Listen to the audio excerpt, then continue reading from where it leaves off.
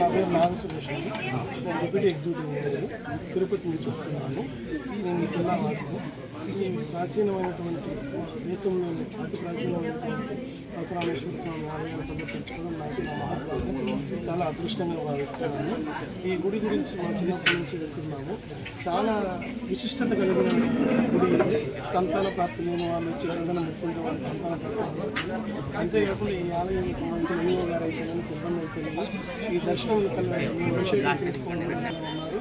వారి భక్తుల సూచనలు కూడా అన్నీ తీసుకుని ఎలా అభివృద్ధి చేయాలి గుడి వాళ్ళ పరిగణలోకి తీసుకుని అభివృద్ధి చేయడానికి వారి వంతు కృషి చేస్తున్నారు.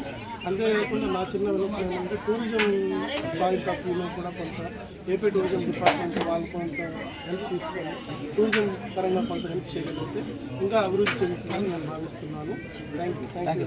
ఓం నమః శివాయ. రాబోయే కాలంలో ఈ దేవాలయంలో ఇప్పుడు రాజు కాలంలో చేసినటువంటి కుంభాభిషేకాన్ని రాబోయే కాలంలో ఏప్రిల్ నెలలో చేయాలనుకుంటున్నాను. దానివల్ల మీరు మా భక్తులకి ఏం చెప్పాలనుకున్నారు? చాలా మంచి ఏప్రిల్ 23 తేదీ కుంభాభిషేకం చేయాలనుకుంటున్నాను. చాలా మంచి విషయం అండి ఇది.